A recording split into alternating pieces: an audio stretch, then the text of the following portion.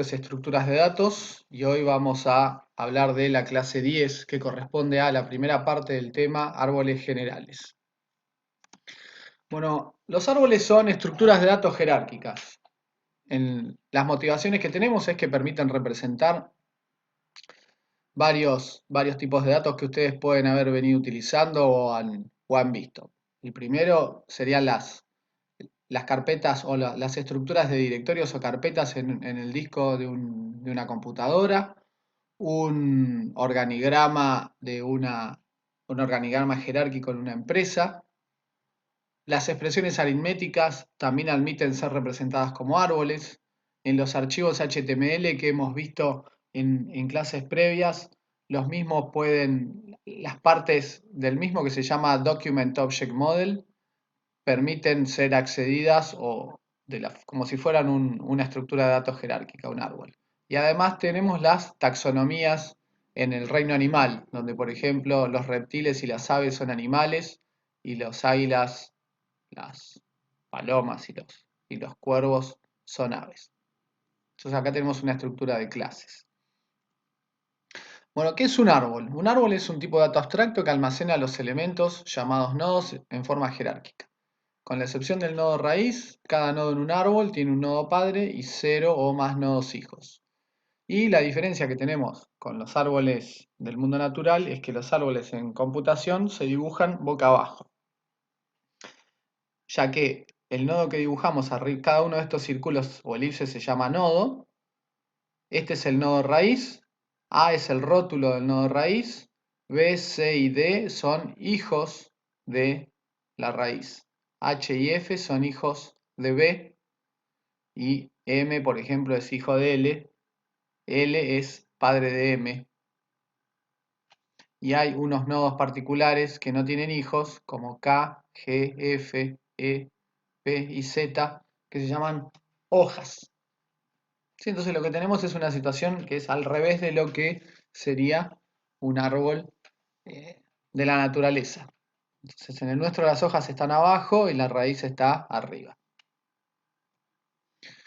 Bueno, entonces, ¿cuál es la definición formal de árbol? Un árbol T, por tree en inglés, se define como un conjunto de nodos almacenando elementos o rótulos, tales que los nodos tienen una relación padre-hijo que satisface, que si el árbol no es vacío, tiene un nodo especial llamado raíz de T, que no tiene padre, y cada nodo B del árbol diferente de la raíz tiene un único padre W, y cada nodo B con padre W es un hijo de W.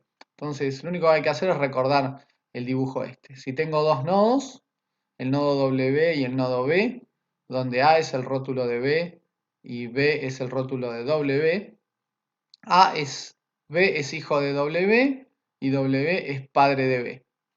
¿Sí? Cuando no haya, si bien la noción de nodo y rótulo del nodo son dos cosas diferentes o dos conceptos diferentes, cuando no haya problema, los vamos a usar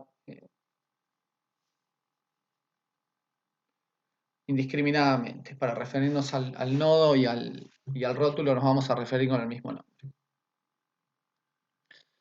Bueno, entonces, ¿qué relaciones hay entre nodos? Dos nodos que tienen el mismo padre se llaman hermanos. Por ejemplo, B, C y D son hermanos, porque todos tienen a A como padre. Es decir, B, C y D son hijos de A y son hermanos entre sí. Después, H y F son hermanos, ya que comparten a B como padre. No tiene hermanos. L y Z son hermanos, ya que los dos son hijos de D. D es el padre de L y Z. Un nodo es interno si tiene uno o más hijos. Entonces, por ejemplo, A es interno porque tiene 3 hijos. B es interno porque tiene 2 hijos, que son H y F. C es interno porque tiene un hijo que es C. D es interno porque tiene 2 hijos, L y Z. L es interno porque tiene un hijo que es M. M es interno porque tiene un hijo que es P. Y los nodos que no son internos se llaman externos u hojas y son aquellos nodos que no tienen hijos. Por ejemplo, K, G, F, E, P y Z son las hojas de este árbol. A veces al conjunto de hojas se le denomina frontera.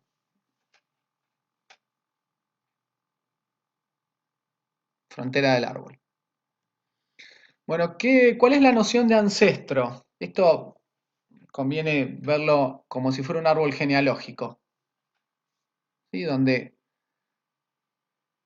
A está en el tope del árbol genealógico, B, C y D son los descendientes propios de A.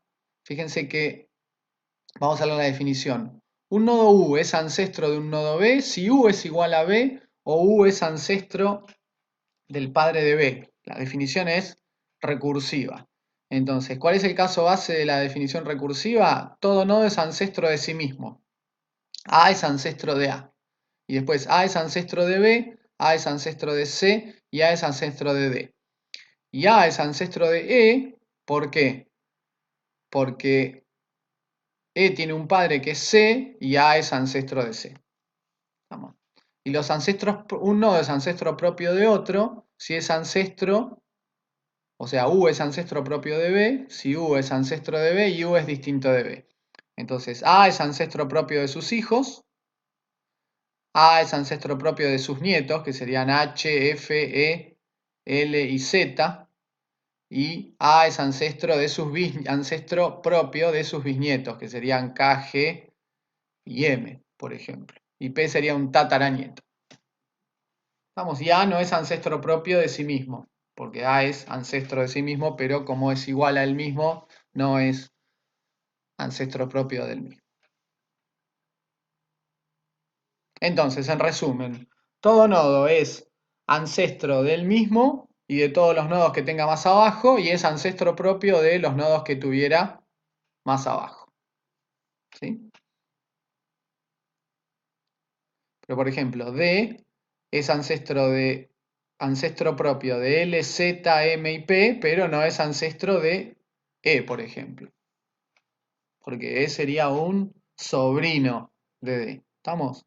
C es un hermano de D y E es un hijo de C. Entonces, E es un hijo de un hermano de D. O sea que sería sobrino, si uno lo quiere ver como un árbol genealógico.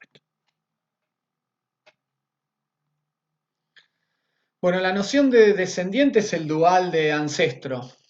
Un nodo U es descendiente de un nodo B si B es un ancestro de U. Entonces, todo nodo es descendiente de sí mismo. C es descendiente de C, E es descendiente de A y P es descendiente de D. Y los descendientes propios son los descendientes que son distintos. Entonces, por ejemplo, A es descendiente de A, pero A no es descendiente propio de A. C es descendiente propio de A, E es descendiente propio de A. Proceduralmente, la noción de descendiente se puede definir como un nodo P es descendiente de A si se puede ir desde P hacia A yendo hacia arriba.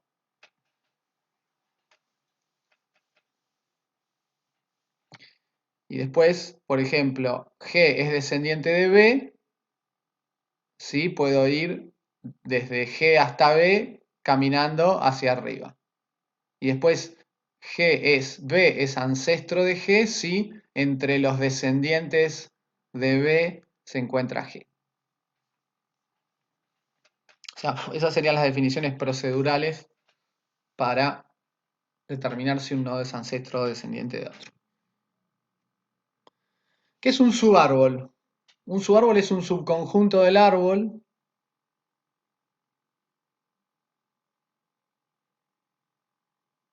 el subárbol con raíz en B es el conjunto de descendientes de B. Entonces, por ejemplo, acá justo tienen el mismo nombre, B corta y B larga, pero este subárbol de acá está formado por el conjunto de descendientes de B. B es descendiente del mismo, H y F son descendientes de B y K y G son descendientes de H y por lo tanto, como H es descendiente de B, son descendientes de B. Y acá tenemos otro subárbol, el que tiene como raíz a L. Por supuesto que todo árbol tiene un subárbol trivial que es el mismo árbol.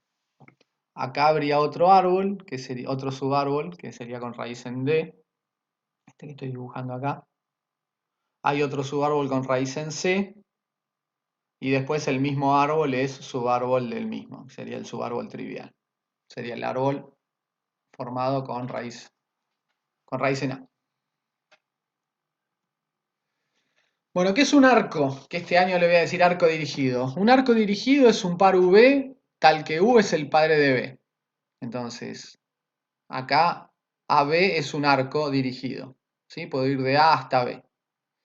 Y después, a ver, los ejemplos dicen DL es un arco. DL, ¿por qué? Porque D es padre de L, o L es hijo de D.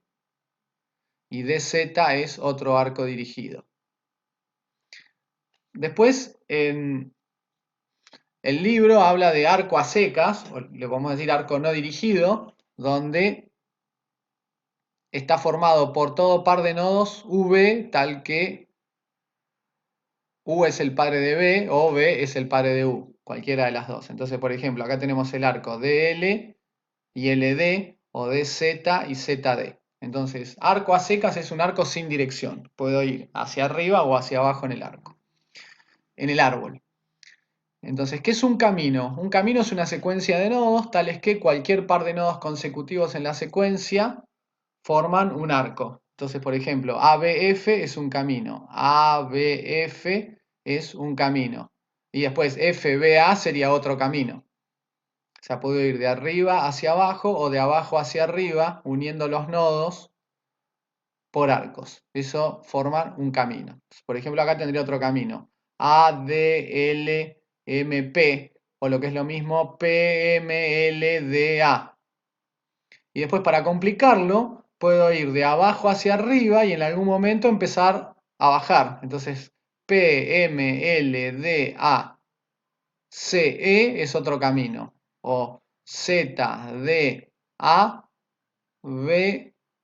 es otro camino. O MLDABHG es otro camino. Entonces, si puedo ir acumulando uniones de arcos, de vértices mediante arcos, voy armando caminos. Bueno, en Java la relación de herencia de clase forman un árbol, ¿sí? Donde la raíz es la clase Java Lang Object, la cual es ancestro de todas las clases. Cada clase C es un descendiente de Object y C es la raíz del subárbol formado por todas las clases descendientes de C. Entonces ahí tenemos un ejemplo de el concepto de árbol en un lenguaje de programación orientado a objetos, en particular con respecto a la jerarquía de herencia de clases. Bueno, muchas veces se habla de árboles ordenados. Un árbol se dice ordenado si existe un orden lineal para los hijos de cada nodo. Es decir, se puede identificar el primer hijo, el segundo hijo y así sucesivamente. Tal orden se va a visualizar de izquierda a derecha de acuerdo a tal ordenamiento. Por ejemplo, un libro puede ser considerado un árbol o una estructura jerárquica, donde el libro es la raíz, después vienen las partes del libro, las partes están divididas en capítulos, los capítulos están divididos en secciones, las secciones están divididas en subsecciones, cada subsección está dividida en subsubsecciones. Estos son todos nodos internos y los nodos externos serían los párrafos, las figuras y las tablas. Esas son las hojas. ¿Y por qué se dice que el libro es un árbol ordenado? Y porque no tiene sentido mezclar los párrafos en una subsección, o no tiene sentido mezclar los capítulos, o no tiene sentido mezclar las partes. Las partes están ordenadas, los capítulos lo mismo y así sucesivamente. Bueno, ¿cuál va a ser el tipo de data abstracto árbol que vamos a utilizar? Hoy no vamos a ver la implementación, hoy simplemente lo vamos a utilizar y vamos a discutir en alto nivel cuál es el significado de las operaciones. Entonces, igual que con las listas, vamos a tener el tipo position, que tiene una única operación que es element, que te retorna el objeto almacenado en esa posición. En este caso, cada nodo va a estar abstraído con una position y la operación element va a retornar el rótulo del nodo. Y después vamos a tener el AET tree, que cuando veamos la implementación, igual que con el caso de la lista, ambos van a estar representados en el lenguaje de programación Java con dos interfaces. Vamos a tener la interfaz position y la interfaz tree. Tree va a tener un método root que te retorna la raíz del árbol y da un error si el árbol está vacío. Entonces, piensen en lo que ya saben de listas. Root sería el equivalente a first, te retorna la primera posición del árbol.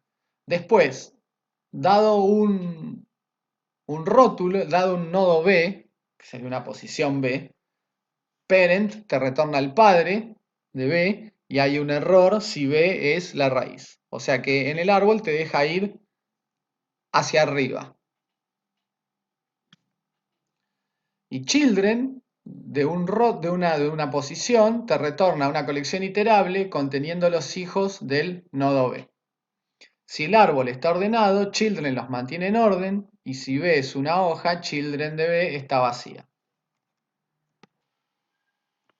Bueno, entonces vamos a ver ejemplos de estos métodos. Entonces, si este árbol de acá, que es el ejemplo de hoy, le decimos que es el árbol T, si al árbol T le pedimos la raíz con T.root, me devuelve la posición del nodo raíz, que lo vamos a llamar P sub A. Si de alguna forma consiguiera la posición del nodo F, que la llamo PDF, y a ese nodo le pido el padre con t.parent de PF, me devolvería P de B, la posición del nodo padre que es B. Si tuviera P sub M, la posición del nodo M, y le pido el padre con t.parent de P sub M, me devolvería la posición del nodo L, que llamo P sub L, que es el padre de M. Y si a la raíz le pido el padre, me da un error. ¿Cómo le pido el padre a la raíz? Con t de parent punto p sub a. ¿De dónde saco p sub a? Haciendo t.root. ¿Qué es lo que pasa con la operación para pedir los hijos de un nodo determinado? Si tuviera la posición de b, que la llamo p sub b, y le pido los hijos con t.children de p sub b, me devolvería un iterable con las posiciones de los hijos, que son h y f. Hasta ahora el único iterable que conocemos es la lista, entonces por eso lo represento de esa forma, con los corchetes. Pero no es una lista, sino que es un iterable, solamente lo puedo recorrer con su iterador. T.children de P sub A me devolvería los hijos de A, que serían B, C y D. O sea, devolvería, dada la posición del nodo A, me devolvería las posiciones de los hijos, que serían P sub B, P sub C y P sub D. Y para las hojas, como por ejemplo E y G, si le pido los hijos, teniendo su posición, me devolvería un iterable que está vacío. Teniendo una posición, puedo ver el rótulo. Entonces, si tuviera la posición del nodo G y le pido el elemento, fíjense que acá no aparece el árbol T, igual que con las listas. No, cuando usaba element no necesitaba la lista. Me devolvería, si hago pdg.element, me devolvería el rótulo de pdg que es G. Y si hago pda.element, me devolvería A. Y después puedo componer. Si hago t.root, me devuelve la posición de la raíz. A esa posición le pido element y me devuelve A.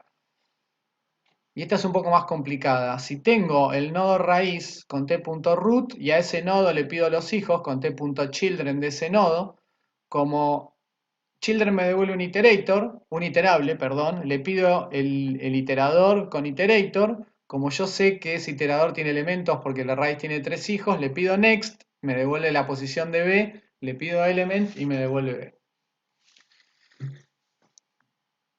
Copada. ¿Qué otros métodos tenemos? Tenemos los métodos de consulta. isInternal para un nodo B, B es por vértice, ¿sí? Por eso es B corta, porque es por teoría de grafos. Ya vamos a llegar al tema grafos. isInternal testea si un nodo es interno. isExternal testea si un nodo es externo. Y isRoot testea si un nodo es la raíz. Tengan presente que esto es igual que con la lista. Del lado del cliente solamente hay trees y posiciones. ¿Estamos? No hay nodos. Entonces, cuando el cliente quiere hablar de un nodo, tiene que hablar de posiciones. Entonces, veamos ejemplos. Si al árbol le pido la raíz con taseRoot y chequeo si esa posición es interna, con t.isInternal, me devolvería true, porque la raíz es un nodo interno, porque tiene hijos. Después, si al nodo G, que es una hoja, la que no tiene hijos, le pregunto si es interno, me va a devolver falso. ¿Cómo le pregunto si es interno? Con t.isInternal de P de G. Y el nodo H, como tiene hijos, no es una hoja o es interno. Entonces, si le pregunto si es interno, me va a devolver true. IsExternal. IsExternal es el dual de isInternal. Entonces, se comporta exactamente al revés que la operación isInternal. T.isExternal de t.root devuelve falso, porque la raíz no es una hoja. T.isExternal de P de G devuelve true, porque G es una hoja. Y T.isExternal de P de H devuelve falso, porque H no es una hoja.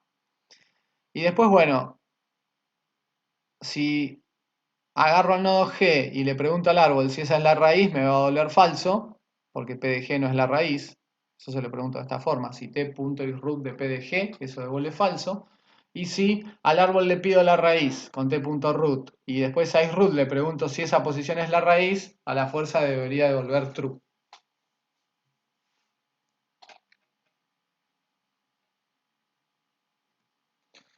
Bueno, después tenemos otros métodos que el libro llama métodos genéricos, como aparecen en todas las colecciones. Size, que te dice cuántos nodos tiene el árbol, isEmpty, que te dice si el árbol está vacío o no, Iterator, que te retorna un iterador con los rótulos o los elementos ubicados en los nodos del árbol, Positions, que te retorna una colección iterable de los nodos del árbol, y Replace de B, E, que es exactamente igual al replace, a la operación set de la lista. Le das una posición y un nuevo rótulo y te cambia el rótulo por S, por el E y te devuelve el viejo.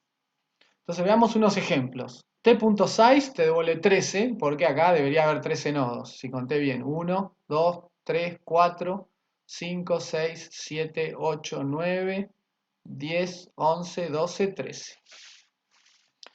T.isEmpty te devuelve falso, porque el árbol está vacío. Perdón, porque el árbol tiene elementos. ¿Cómo hago para imprimir los rótulos del árbol? Tengo el método iterator. Entonces, si tengo un iterador, directamente puedo usar un for each. O sea, puedo decir, para cada char C del árbol T, fíjense que los rótulos son character. O si quieren la forma larga, pueden pedir, este O acá no va. Este O iba abajo. Otra vez. Bueno, después lo borro. Ahora lo borro. Entonces, al árbol le pido el iterador con iterator, lo almaceno en un iterador de character, porque los rótulos son de tipo character, lo llamo it, y mientras el iterador tiene siguiente, con it.hasNext, recupero un char, lo guardo en C, y ¿cómo lo recupero? Con it.next, que me devuelve un carácter y avanza al próximo. ¿Sí? Todavía no hemos tenido la discusión de en qué orden se recuperan los rótulos del árbol. Acá sumamos que los devuelve en un orden en particular, que por ahora no nos interesa cuál. Y otra forma de recorrer el árbol, igual que con el caso de las listas, es con positions. Yo puedo pedirle t.positions al árbol y eso me devuelve un iterable con las posiciones del árbol. Como el árbol es un árbol de caracteres, las posiciones son posiciones de carácter y con cada una puedo hacer p.element y con ese dato hacer lo que quiera. Y vamos a hacer una pausita y recompilo.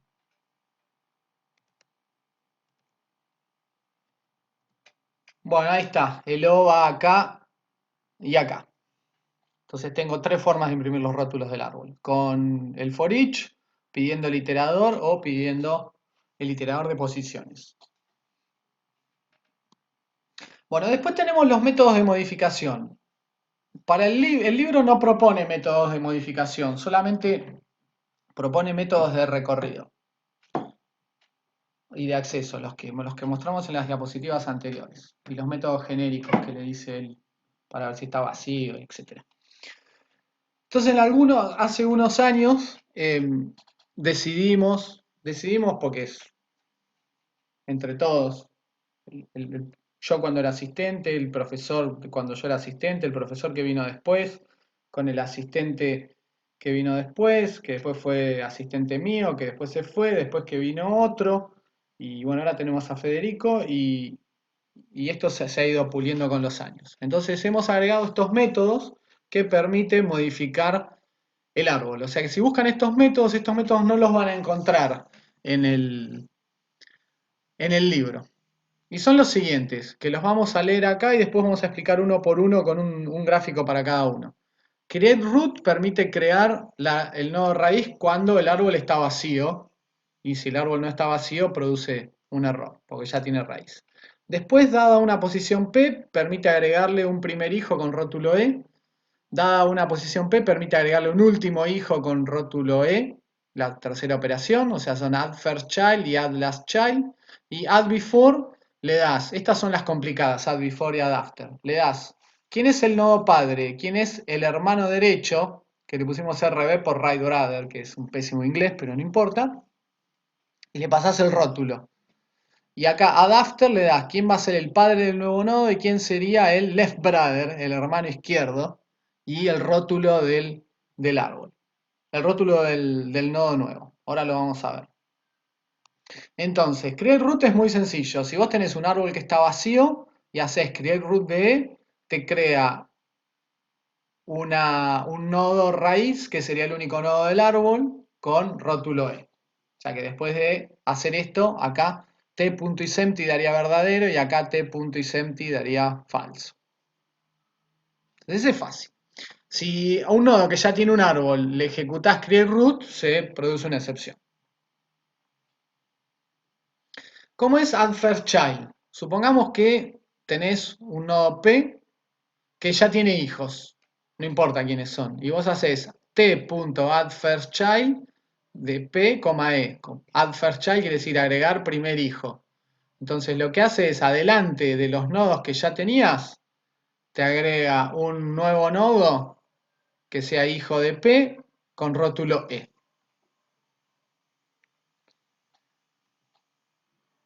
Entonces, en el árbol ejemplo que tenemos, que es el que vamos a tratar todo el día, si hago t.addFirstChild a la posición del nodo D, que sería este, le agrego como primer hijo un nodo R, termino teniendo ahí un nuevo nodo con rótulo R, que sería ahora el primer hijo de D.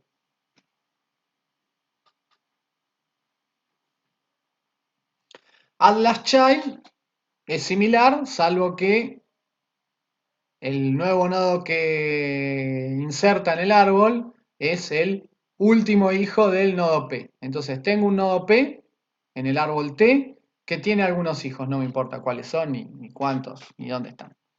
Y ejecuto t.addLastChild de P, E. El efecto que tiene eso es que deja los hijos que estaban antes como están y agrega un nuevo hijo de P con rótulo E.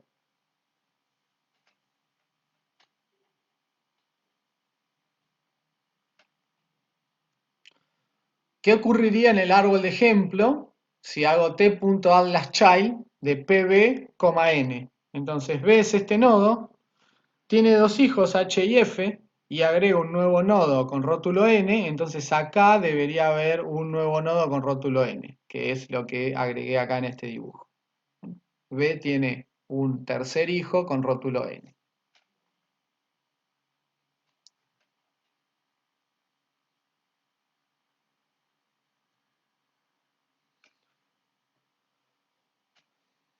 Estas dos son un poco más complicadas, add before y add after.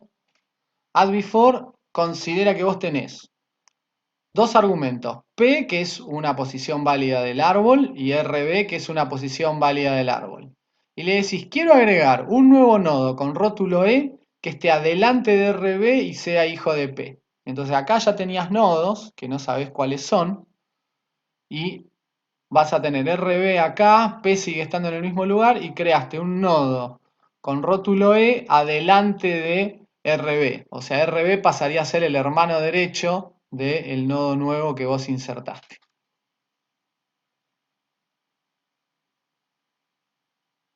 Entonces veamos el árbol ejemplo. Si haces t.add_before de pb, esta es la posición de b, y pf va a ser el hermano derecho, pf, y lo vas a insertar un nodo con rótulo q, lo que querés hacer es insertar un nodo acá en el medio, o sea, un hijo de b que tenga rótulo q y su hermano derecho pase a ser pf. Entonces vas a insertar este nodo acá, que va a ser hijo de b, y va a estar entre h y f.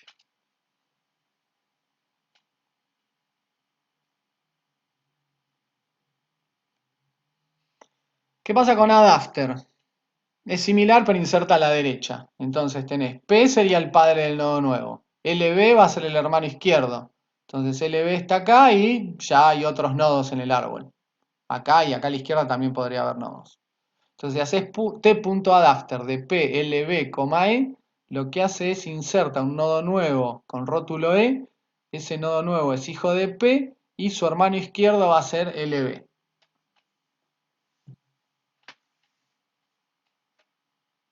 ¿Cómo se implementa esto? Lo vamos a ver en la clase siguiente. Hoy solamente nos vamos a dedicar a utilizar el tipo de dato abstracto. Entonces, veamos en el árbol ejemplo qué pasaría si hago t.addAfter al nodo C, le quiero insertar detrás un hijo con rótulo U y que esté atrás de PE. Entonces acá tengo a C y acá tengo a E. Entonces lo que quiero es acá un nodo con rótulo U, que es lo que quedó dibujado ahí. Un nodo con rótulo U.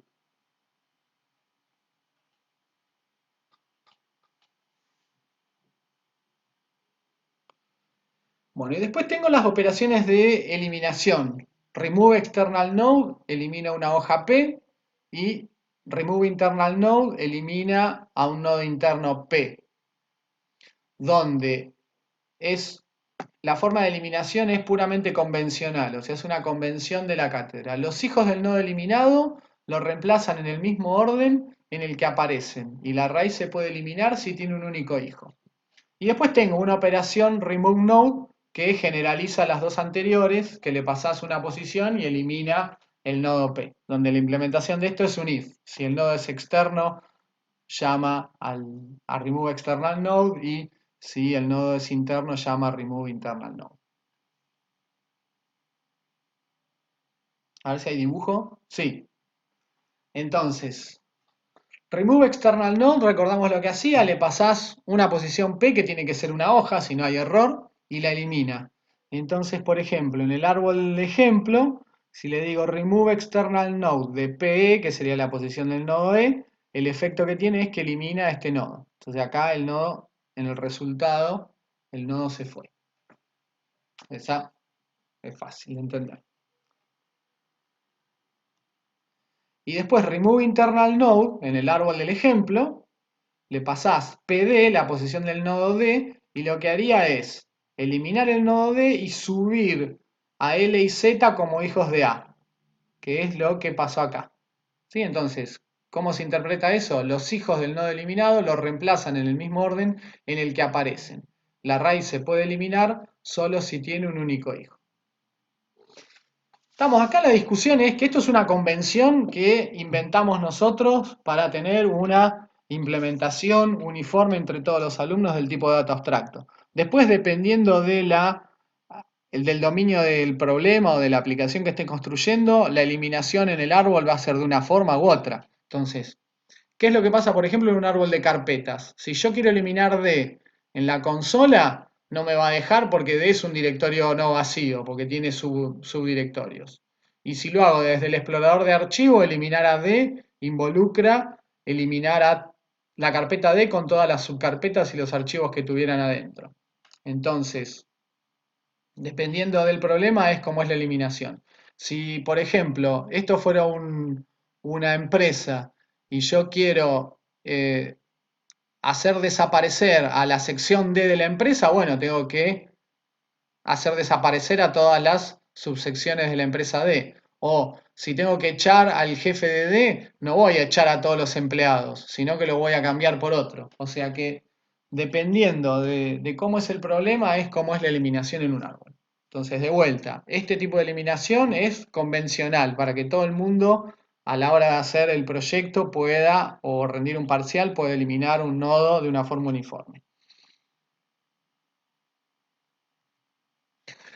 Bueno, entonces, ¿cómo es la interfase tree para modelar un árbol? Tenemos que la interfase tree de E, donde E es el rótulo es el tipo del rótulo de nodo, extiende iterable, y las operaciones son size, que devuelve un entero, isempty, que devuelve un booleano, iterator, que devuelve un iterador de es, positions, que devuelve un iterable de posición de E, replace, que le das una posición y un rótulo y te devuelve el rótulo viejo reemplazando el rótulo de B por E, root, que te devuelve la posición de la raíz y lanza una excepción de árbol vacío cuando no hay tal raíz, parent, que le das una posición B y te devuelve la posición del padre. Hay un error cuando la posición es inválida o cuando le pediste el padre a la raíz. Hay una boundary violation exception. Esto es igual a prev en el árbol. ¿Sí? Perdón, parent es el equivalente de prev en listas.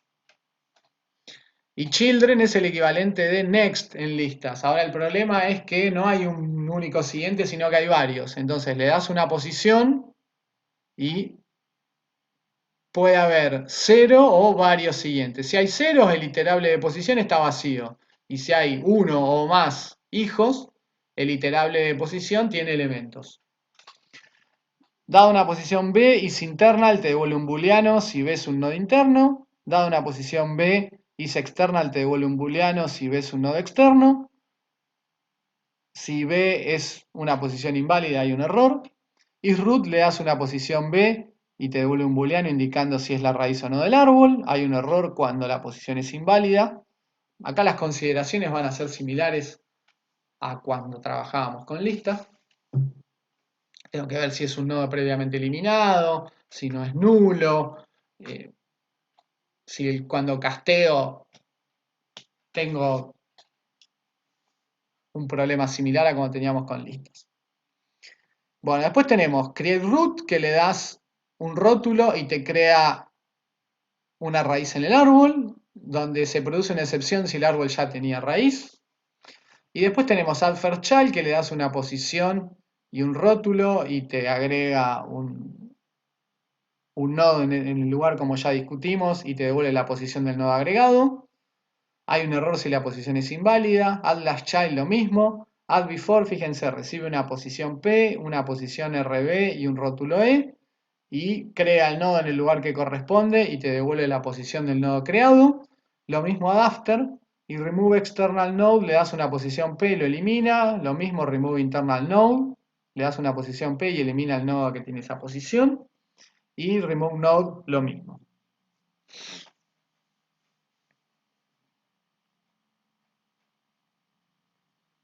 Bueno, entonces, ¿cómo haríamos, por ejemplo, para cargar el árbol del ejemplo?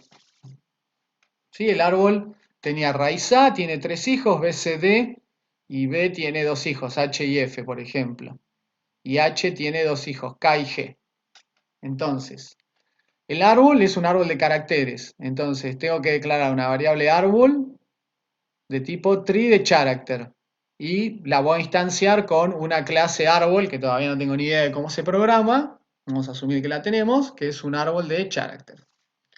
Con createRoot creo el nodo raíz. Entonces hago árbol.createRoot, agrego el nodo con raíz A. Después al árbol le puedo pedir la raíz con árbol.root. Lo almaceno en una posición de character que se llama raíz.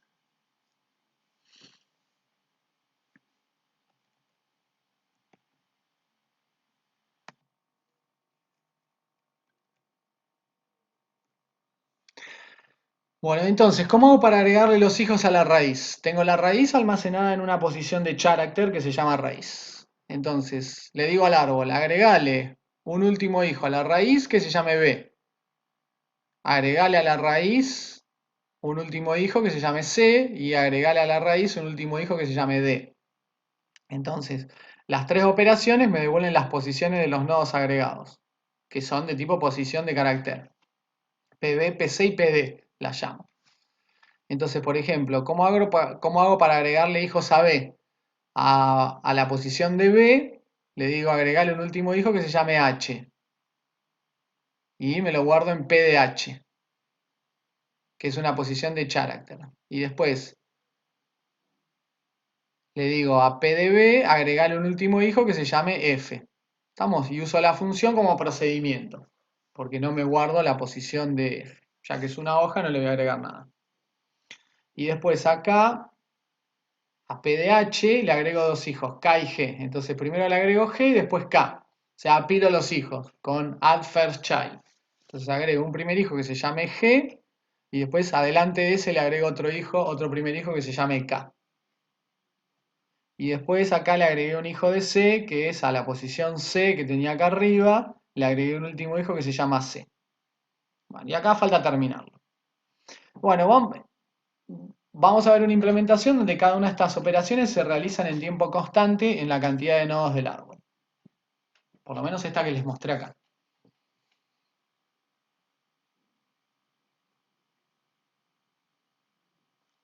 Después en la práctica discutirán con Federico cómo se puede mejorar la sintaxis esta para no mezclar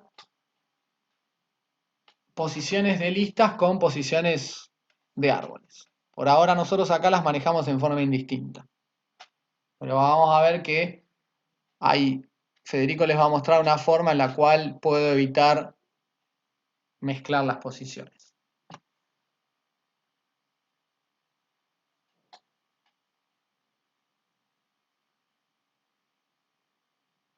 O no, vamos a quedar a cargo de él.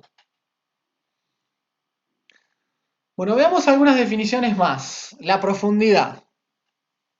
¿Sí? La profundidad y la altura en un árbol son exactamente lo opuesto de lo que ocurre en un árbol de la naturaleza en los que uno se trepaba cuando era chico. Entonces, vamos a ver las definiciones. La profundidad de un nodo B en un árbol T se define como la longitud del camino de la raíz de T al nodo B, o lo que es lo mismo, la cantidad de ancestros propios de B. Y la longitud de un camino es la cantidad de arcos del camino. Entonces, por ejemplo, la altura de A es 0. ¿Por qué? Porque el camino de la raíz al nodo A es 0, porque tuve que recorrer 0 arcos. La profundidad de C es 1, porque para ir de A a C tengo que recorrer un arco. ¿Ven? Ahí hay un arco dibujado. La profundidad de E es 2, porque para ir de A hasta E tengo que hacer 2 pasos. Si uno lo piensa intuitivamente, esto es como bucear. Estamos al nivel del agua, está a la altura de la raíz y yo tengo que bucear hasta E. ¿Y cuánto buceo? Tengo que hacer 2 pasos. Entonces, la profundidad de E es 2. Si esto fuera un árbol de la naturaleza, yo me subiría en A y empezaría a trepar hasta llegar a E. ¿Sí? Por eso les digo que la profundidad y la altura son el opuesto de lo que ocurre en los árboles de la naturaleza. ¿Cuál es la profundidad de G? La profundidad de G es el largo del camino de A hasta G. ¿Cuál es el largo del camino? 1, 2, 3. O sea, la profundidad de G es 3. Y la profundidad de P es el largo del camino de P hasta la raíz. 1, 2, 3, 4. La profundidad de Z es 2, porque el camino de A hasta Z mide 2 arcos. 1, 2. Y la profundidad de cualquier nodo se puede definir. La profundidad de L es 2. 1, 2. Es el largo del camino de L hasta la raíz, sin ánimo de ponerme denso y repetitivo. Bueno, ¿qué es la altura de un nodo? Es la longitud del camino más largo a una hoja en el subárbol con raíz B. Entonces, la altura de L es 2, porque el largo del camino a la única hoja que podés llegar desde L es 2. O sea, para ir de L a P, que es la hoja que está más... La hoja que es la única hoja del subárbol con raíz, del subárbol con raíz L, es P, y está a distancia 2. 1, 2. Ahora, en D la cosa cambia. Yo tengo dos hojas en este subárbol. Tengo Z, que está a distancia 1 y P que está a distancia 1, 2, 3. Entonces la altura de D es 3. Entonces fíjense de vuelta que es el opuesto de los árboles de la naturaleza. Yo estoy agarrado del nodo D y en un árbol de la naturaleza miro para arriba y para llegar a D tengo que escalar 3 nodos todavía. Entonces estoy a distancia 3.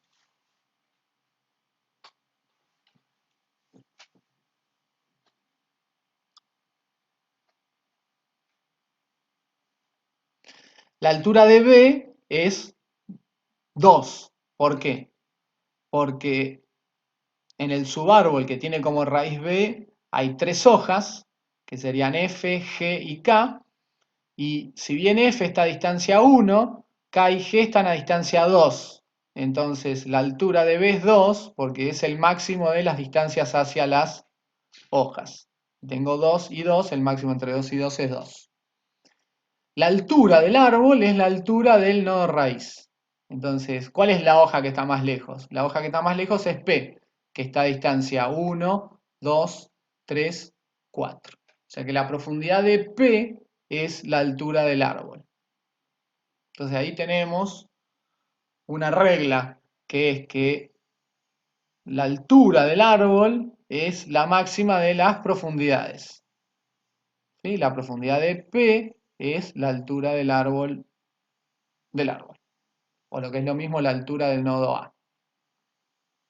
A ver, veamos qué dice acá. La profundidad es 0, la profundidad de E es 2, 1, 2, la profundidad de P es 4, 1, 2, 3, 4, la altura de B es 2, eso ya lo discutimos, la altura de D es 3, ¿por qué? Porque la hoja que está más lejos es P, que está a 3 arcos de distancia, 1, 2, 3. La altura de G es 0, porque es una hoja, las hojas tienen altura 0, y la profundidad de G es 3, porque está a distancia 3 de la raíz. 1, 2, 3.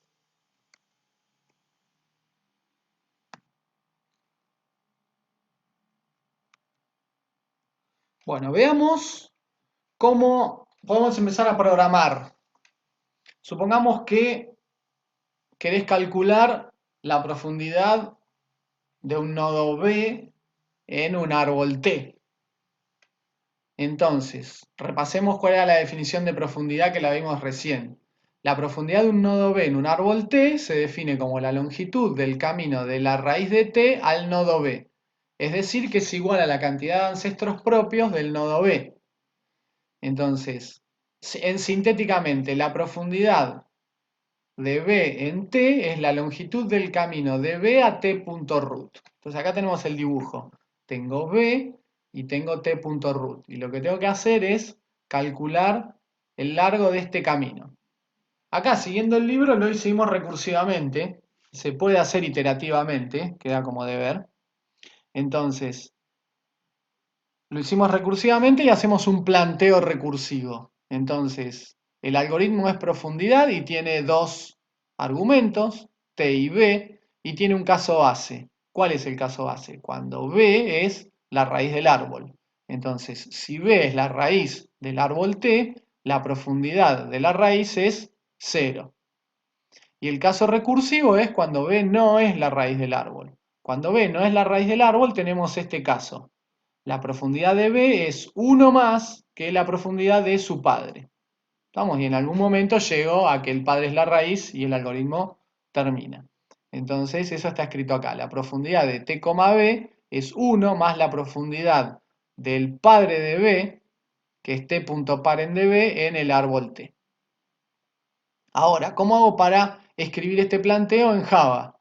Vamos a hacer un método estático que se llama profundidad. Es genérico porque el árbol es de cualquier cosa. ¿Sí? Implementar profundidad es independiente del tipo de los rótulos del árbol. Y recibo un árbol T de tipo tree y una posición B que es una posición de B de E. Una posición de E. Y el caso base es cuando ves la raíz del árbol. Entonces, si t.isRoot de b devuelve verdadero, entonces retorno 0. Y si no, retorno 1 más la profundidad en el árbol T de t.parent de B. Sí, a ver si t.root tenía excepciones. No, isRoot parent tenía excepciones. O sea que acá falta el manejo de excepciones. Sí, hay que poner un try catch para t.parent. Bueno, ¿cuál es el tiempo de ejecución de esto? Es del orden de ddb, donde ddb es la profundidad de B en t. Acá claramente la cantidad de pasos que hace este algoritmo es la profundidad que tiene B en el árbol. ¿Sí? Entonces, pero el olor feo que tiene esto es que es un dato, justo el tiempo de ejecución es igual al dato que vos querés calcular. Entonces uno podría acotar la profundidad de B como por n, la cantidad de nodos del árbol. ¿Sí? En el peor escenario, el árbol es una lista y la profundidad del árbol, y justo B era la última hoja, y hay que hacer tantos pasos como nodos tiene el árbol. ¿Sí? Entonces esa es otra forma de ver el tiempo de ejecución de este algoritmo.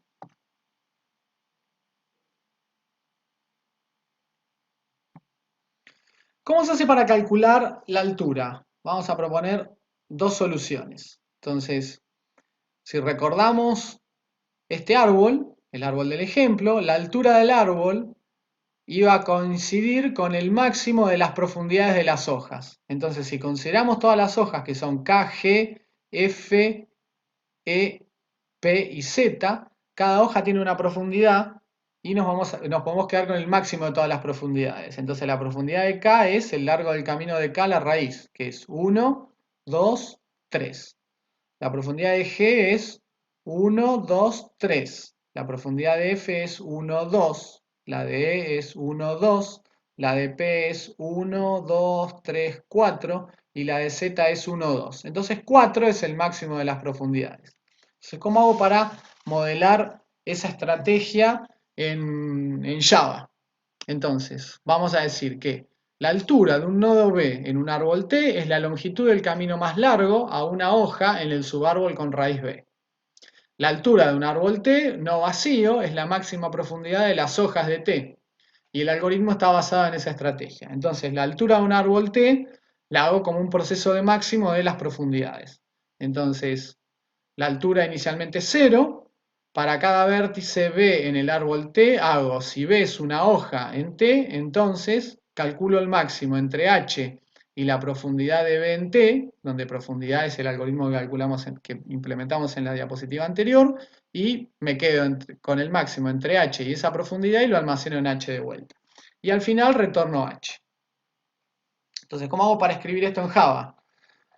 El algoritmo se llama altura, devuelve un entero, es estático, es genérico, porque es independiente del tipo de los rótulos del árbol E. El árbol E, del árbol, perdón, es independiente del rótulo E del tipo E de los rótulos del árbol, es un trabalengua. El árbol se llama T, es un tree de E, y digo h0, declaro una variable h de tipo entero y la inicializo en 0 para cada una de las posiciones del árbol. Fíjense que son de tipo position de E y la llamo B, justo lo mismo que tenemos escrito acá arriba. Si B es una hoja, se escribe preguntándole a T si B es externa, y si eso ocurre, calculo la profundidad de B en T y calculo el máximo con el mejor H que tengo hasta ese momento. Y eso lo hago con la función de librería max de la clase math, ¿sí? La función estática, max, método estático max. Y lo almaceno en h. Y al final retorno h. Entonces, ¿cuál es el tiempo de ejecución de este algoritmo? Se llama altura y n es el tamaño de la entrada, que sería la cantidad de nodos del árbol, que no está anotado. Entonces, acá tenemos una constante de setear h igual a 0. Posiciones tiene que hacer n pasos. Y por cada uno hay que calcular la profundidad.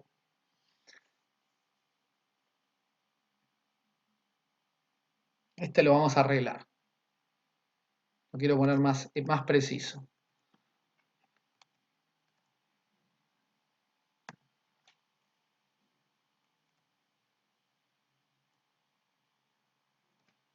Bueno, ahora sí, ahora quedó. Me gusta más cómo quedó escrito. Entonces decimos, el tiempo de ejecución, para calcular el tiempo de ejecución de este algoritmo, decimos cuál es el tamaño de la entrada. Entonces, sea n la cantidad de nodos del árbol t, que es este de acá, el árbol de entrada. Y el tiempo de la función altura en función del tamaño de la entrada, que es n, es del orden de 1, a h asignarle 0. Después tenemos positions, hace n iteraciones, porque mira los n nodos del árbol. Y por cada nodo tenemos que calcular si es externo, en cuyo caso, si no es una hoja, termina la iteración, o sea, es 1, y si no, hay que calcular cuál es la profundidad. La profundidad vimos que era lineal en la altura del árbol, en este caso. Entonces, lo que vamos a hacer es acotar la altura del árbol con n, que es una cota media bestia, ¿sí? Muy bruta. Pero entonces nos queda 1 más n por el máximo entre 1 y n, nos queda n de vuelta acá. Entonces nos queda de orden n cuadrado. ¿Sí? Acá hay un balance, esto es una cota muy brusca. ¿Por qué? Porque si el árbol tiene altura n, entonces este position se hace una sola vuelta. ¿Estamos? Si el árbol tuviera, por ejemplo, altura n sobre 2, la raíz podría tener 2 hijos nada más. Entonces haría 2 vueltas de n sobre 2 y sería orden n. Entonces, uno intuitivamente siente que acá el orden de esto es n, pero con el método de utilizar la estructura sintáctica del código para calcular el orden, nos da n cuadrado, que es una cota por arriba del tiempo de ejecución. Lo podemos discutir después en la conferencia, esto, en Zoom, el día de la consulta, este jueves. Bueno, ¿cuál es la definición recursiva de un árbol no vacío? Pensando en planteos para algoritmos recursivos que recorran todo el árbol en forma exhaustiva. Si el árbol es una hoja, si el árbol es no vacío, el caso base es que sea una hoja. Y si no, es un nodo que tiene un rótulo R y tiene K hijos que son árboles. ¿Estamos? Esta es la definición conceptual de árbol. No quiere decir que esto se mapee a Java.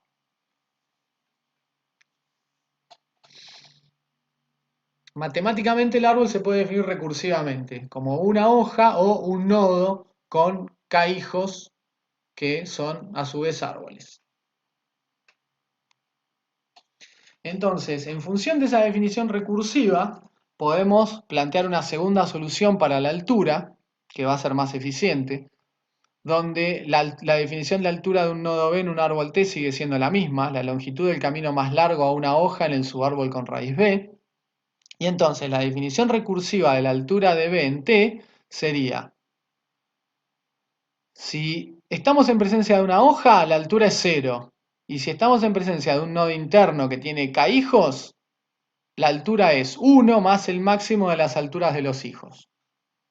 Viendo acá el dibujo, vemos que la altura del nodo B, nosotros queremos escribir un algoritmo que sea la altura del nodo B en el árbol T, es la altura del nodo B, es el máximo de las alturas de los hijos, más 1 por, supongamos que el máximo fuera este, T2.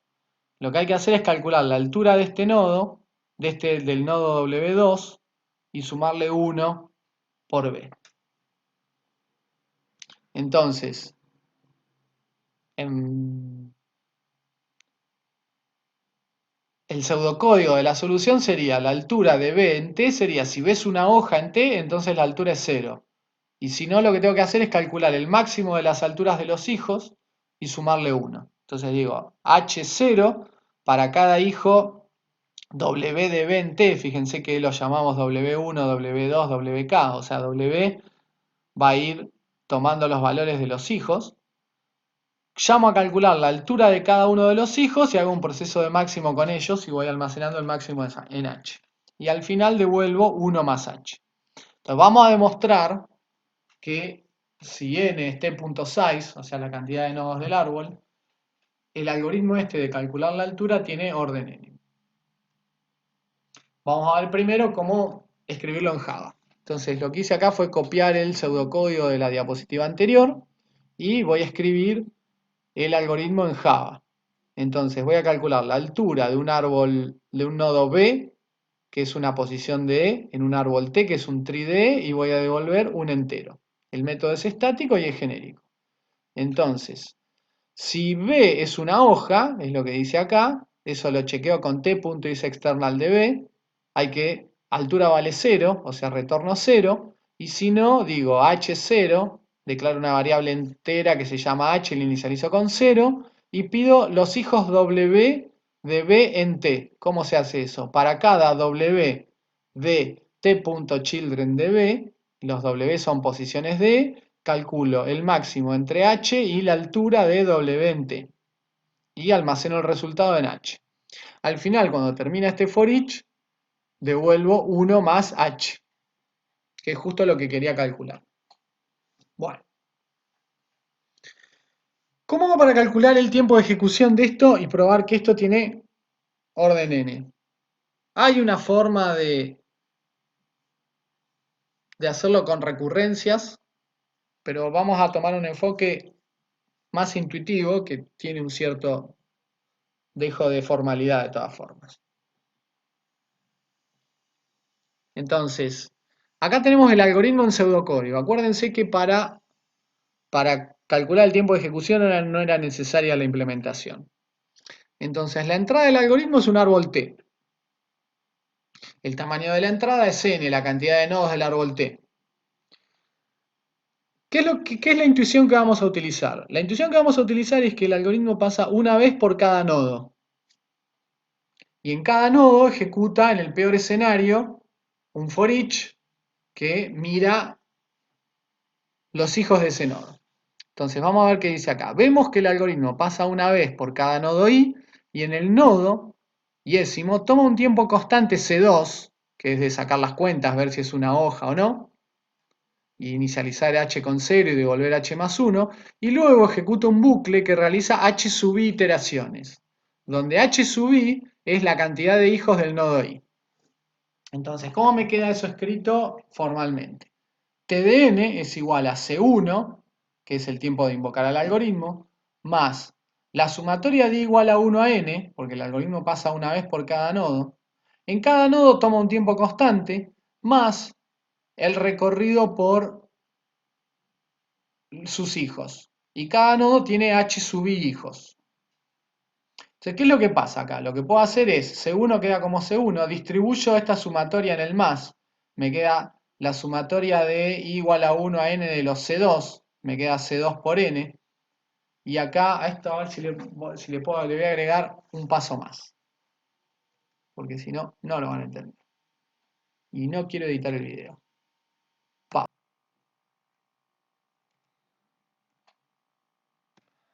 Ahora sí, entonces le agregué los pasos intermedios. Entonces teníamos, este C1 es por llamar con altura de t. Altura de t, t.root. Eso es C1. Y después tenemos el algoritmo altura, pasa una vez por cada nodo. Y en cada nodo tiene una constante de ver si es hoja y devolver 0, o el peor escenario que tenés una constante y mirar cada uno de los hijos y devolver 1 más h. ¿Estamos? Y hacer una llamada. Entonces, pasás una vez por cada nodo. Va, la sumatoria de i igual a 1 hasta n. En cada nodo tenés tiempo C2 más el tiempo de recorrer los hijos, que es C3 por h sub i, donde h sub i es la cantidad de hijos del nodo i. Entonces, ahora lo único que hago es distribuir esta sumatoria en el más. Entonces me queda el C1 que tenía afuera, lo sigo teniendo afuera. Entonces me queda la sumatoria de los C2, que es esto de acá, la sumatoria de igual a 1 a n de C2, más la sumatoria de C3 por h sub i, que tengo acá, la sumatoria de igual a 1 a n de C3 por h sub i. Y ahora tengo que sacar factor común C3 acá, ¿sí? C3 no depende de i, entonces lo puedo sacar factor común. Acuérdense de no sé, la segunda clase vimos estas propiedades. Entonces me quedan, los primeros dos términos me quedan iguales. Este aparece acá y este término aparece acá igual. Y en el tercero saqué factor común C3. Entonces me queda C3 por la sumatoria de igual a 1 a n de h sub i. Entonces, C1 es C1. Esto es C2 más C2 más C2 más C2 n veces. Entonces me queda C2 por n. Y la complicada es esta, que tengo el C3 afuera, está ahí.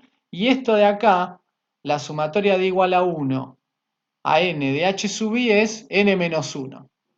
Y creyendo eso por un minuto, que ahora lo vamos a explicar acá abajo de dónde sale el n menos 1, esto sería C1 más C2 por n más C3 por n menos 1, esto es orden n.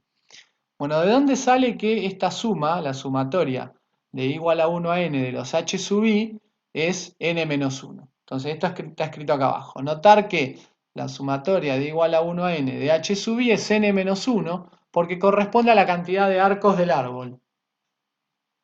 La expresión, la sumatoria de igual a 1 a n de h sub i corresponde a la cantidad de hijos del nodo 1 más la cantidad de hijos del nodo 2 más la cantidad de hijos del nodo 3 y así sucesivamente, lo que da la cantidad de arcos del árbol. Y la explicación es que como todos los nodos tienen un único padre menos la raíz que no tiene, entonces si hay n nodos, la cantidad de arcos del árbol es n menos 1. Volvamos para buscando un árbol del ejemplo, acá. Este habíamos quedado que tenía 13 nodos, entonces la cantidad de arcos es la cantidad de palitos que tenés dibujados acá, de arcos. Entonces, ¿cuántos arcos hay? Hay 12, ¿por qué? Porque de cada nodo sale un arco para arriba, menos de la raíz que no sale ninguno. Entonces, si los contamos van a ver que hay 12. 1, 2, 3, 4, 5, 6, 7, 8, 9, 10, 11, 12. Entonces, es una demostración intuitiva, se puede demostrar por inducción estructural en el árbol, pero es un tema que van a aprender recién con Anna McGinman en lenguajes formales o con Chesnieva, no sé con quién la cursarán. Entonces recién ahí van a ver que esto se puede demostrar inductivamente por inducción estructural en la forma del árbol, pero para hacerlo hoy es medio complicado. Así que hacemos una demostración intuitiva de por qué la suma de la cantidad de hijos de los nodos, de todos los nodos del árbol, es igual a la cantidad de arcos, que es igual a n-1. Entonces, el algoritmo de recorrer un árbol en forma exhaustiva, donde en cada nodo se realiza una operación de tiempo constante, tiene orden n. Entonces, en función de lo que aprendimos, que ya sabemos más o menos cómo recorrer un árbol en forma exhaustiva, vamos a plantear cuáles son los recorridos de árboles. Y la cosa es más complicada que en una lista, porque en una lista había dos formas de recorrer una lista, de izquierda a derecha o de derecha a izquierda. En un árbol hay más formas de recorrerlo. Y los recorridos básicos son 4, que son el preorden u orden previo, el postorden u orden posterior, el inorden o inorder u orden simétrico y por niveles o en inglés level ordering. Lo que vamos a hacer es ver cada uno por separado y por eso es que la clase tiene tantas diapositivas, porque todos los años hacemos los recorridos en el pizarrón y los analizamos en el pizarrón. Este año eso no se puede hacer y lo que opté es por hacer las animaciones de los recorridos de todos en las diapositivas. Y por eso es que hay tantas diapositivas. Porque el resto de la clase consiste en analizar los 4 recorridos y la clase termina, pero si ven van a ver que tienen como 150 y pico diapositivas y corresponden a las animaciones de los listados o recorridos.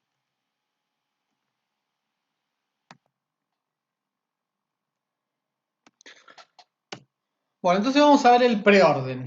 En el recorrido preorden un árbol T, la raíz del árbol se visita primero y luego se visitan recursivamente cada uno de los subárboles de la raíz.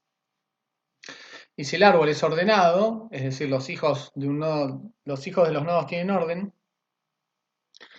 los subárboles se visitan en el orden en el cual aparece. El algoritmo para recorrer el árbol se llama con dos argumentos, el árbol y la posición de la raíz, que sería t.root. Y el listado preorden de un árbol T a partir de un nodo B cualquiera consiste de la operación de visita, que hoy solamente vamos a imprimir el nodo B, y después para cada hijo W del nodo B, en el árbol T, lo que hay que hacer es hacer preorden de ese nodo W en el árbol T.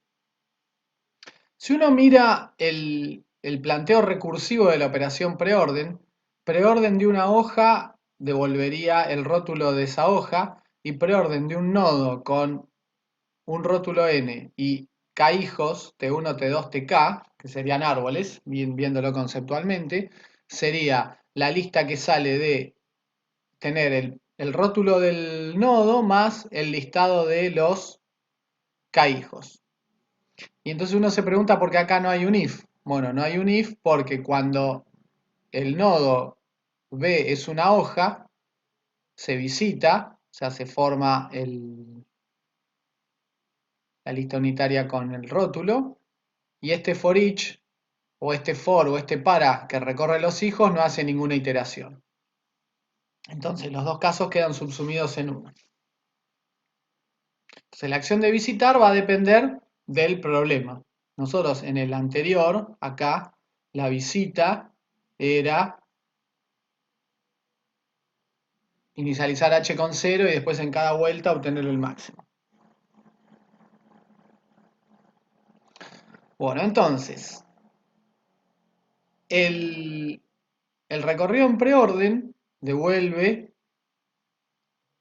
esta secuencia de rótulos para el árbol del ejemplo, y lo que vamos a hacer es ver la traza.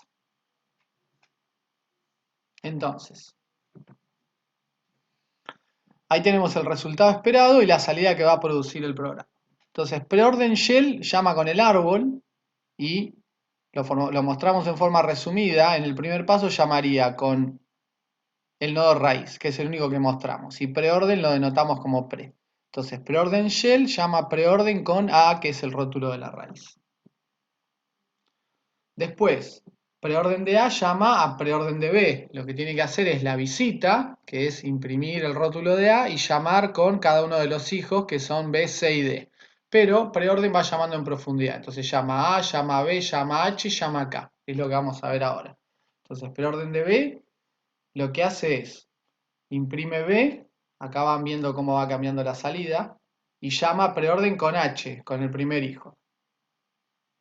Preorden de H imprime H y llama a preorden de K. Y acá lo que tienen son los registros de activación, cómo se van creando los registros de activación de las llamadas recursivas.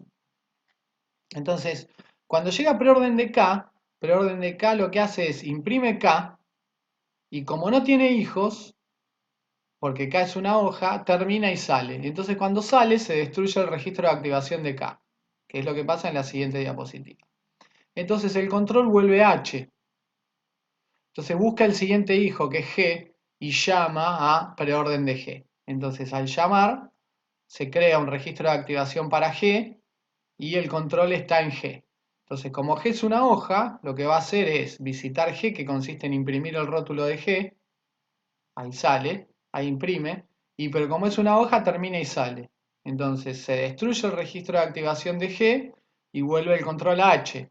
Pero como H no tiene más hijos, termina y sale y se destruye el registro de activación de H.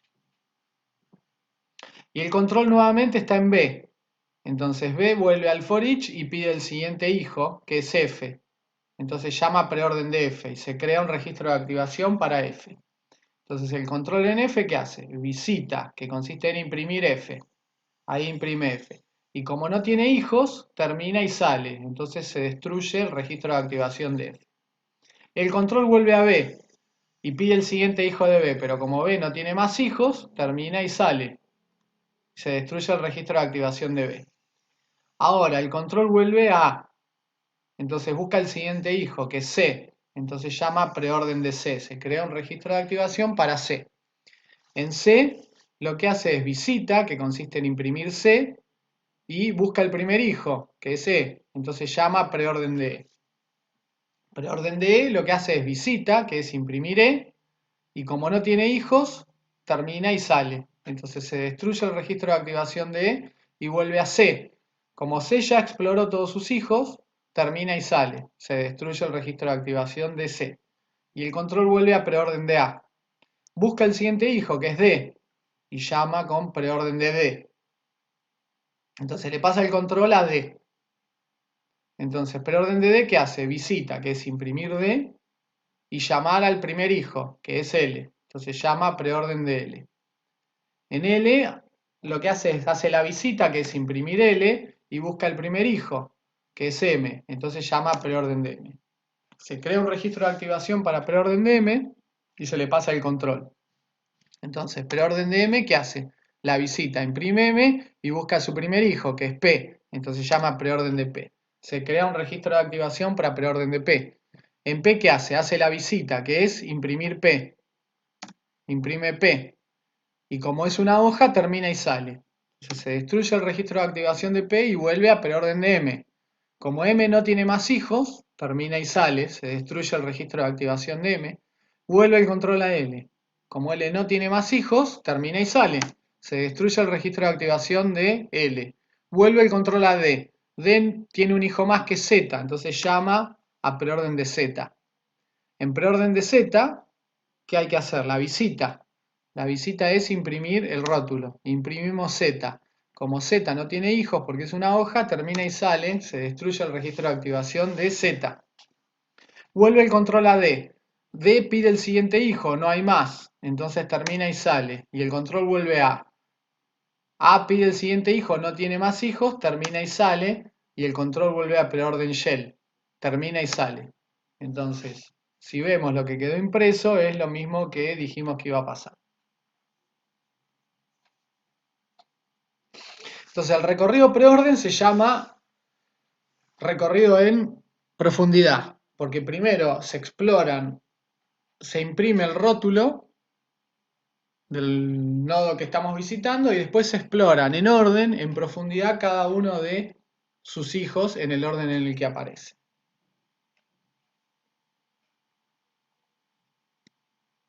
¿Cuál es el tiempo de ejecución de preorden?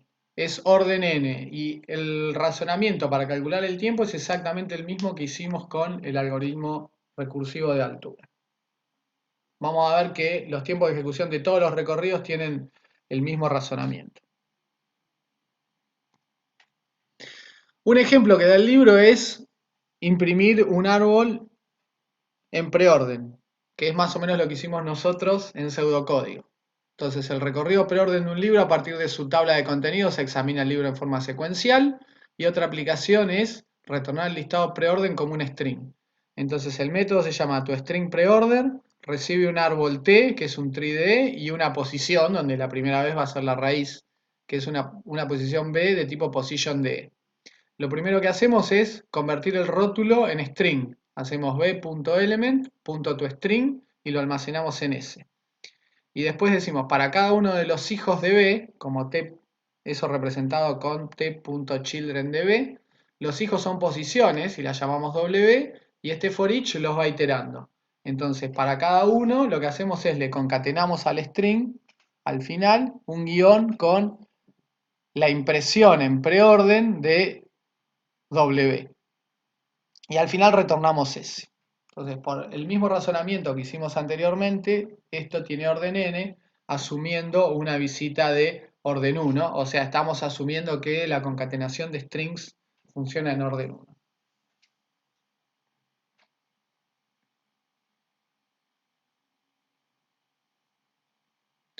Bueno, ¿qué es lo que pasa en la vida real? Si yo construyo el árbol que mostramos en el ejemplo como carpetas del sistema operativo Windows, ¿sí? Acá tengo la carpeta A, es la raíz, A tiene tres carpetas, B, C y D, B tiene dos carpetas, F y H. Fíjense que el sistema operativo las ordena alfabéticamente, entonces a pesar de que creé H y F, me muestra F y H.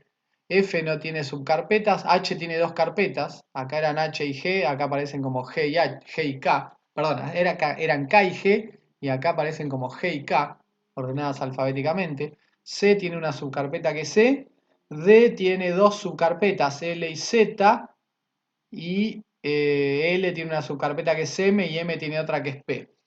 Si abro la consola y ejecuto el comando tree con A, la primera carpeta, me muestra el listado preorden de este árbol, donde el árbol se dibuja horizontalmente. Estamos todos los nodos que están al mismo nivel, que serían B, C y D, aparecen hacia la derecha en el mismo nivel, y acá lista en profundidad el subárbol que tiene como raíz AB, después el subárbol que tiene como raíz AC y el subárbol que tiene como raíz AD. O sea, ahí tienen un ejemplo de listado preorden.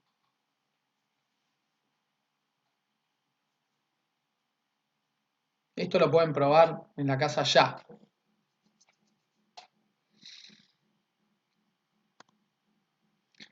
Bueno, ¿cómo es el recorrido posorden? Que es el segundo de los 4 recorridos. En el recorrido posorden de un árbol T, la raíz de R se visita luego de visitar recursivamente cada uno de los subárboles. Esto quedó corrido. Así que paramos la aplicación, lo corremos. Ahora sí. Entonces, en el recorrido posorden, si vemos el planteo, el recorrido de un árbol hoja es el rótulo de la hoja, y si no, si el árbol es un nodo interno con rótulo n y k hijos, T1, T2, Tk, que son árboles, lo que hay que hacer es recorrer cada uno de los hijos y luego agregar el rótulo de el nodo. Entonces, en pseudocódigo eso sería, para cada hijo W de B en T hay que listar el hijo W y luego de todos los listados de los hijos visitar al nodo B, donde la acción de visitar dependerá del problema a resolver. Entonces, por ejemplo, un caso típico de posorden sería la eliminación de subcarpetas en un sistema operativo. Entonces, por ejemplo, si yo quiero eliminar la carpeta A en un sistema operativo, lo que hay que hacer es eliminar de adentro para afuera. Entonces eliminaría P, después de eliminar P se elimina M, después de eliminar M se elimina L, después de eliminar eso se elimina Z, y después de que todo esto quedó vacío se puede eliminar D. ¿Sí? Acá lo mismo, se elimina F, se elimina G, K, después de eliminar estas dos se puede eliminar H, después de eliminar F y H se puede eliminar B. Entonces eso es un clásico tipo de recorrido posorden, donde primero se procesan a los hijos y después se procesa el nodo donde estoy parado. Bueno, acá tenemos el mismo razonamiento que hoy temprano con el preorden. ¿Por qué en este posorden no hay un if para discriminar el caso de la hoja del nodo interno o del nodo externo del interno? ¿Por qué? Porque cuando el nodo es una hoja, este para no hace ninguna vuelta y se ejecuta directamente la visita. Entonces, los dos casos quedan subsumidos en uno.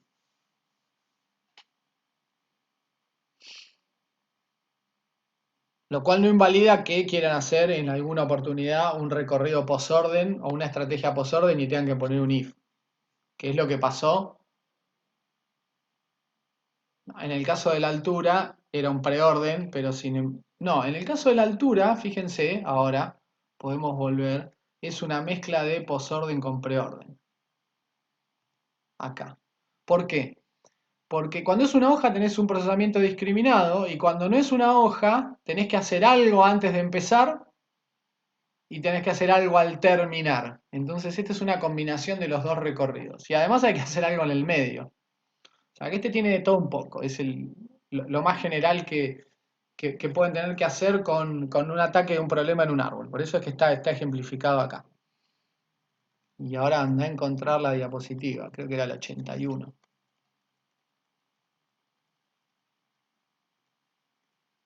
Ahí está. Bueno, entonces vamos a ver la animación de esto, cómo funciona. Entonces, el algoritmo se llama posorden shell y recibe un árbol T y lo que hace es invoca un algoritmo recursivo que se llama posorden que recorre el árbol T a partir de la raíz. Y posorden es como el que mostramos recién. El recorrido va a imprimir esta secuencia de rótulos, que ahora voy a mostrar las animaciones, y siempre vamos a recorrer el árbol del ejemplo, que es el mismo en toda la teoría.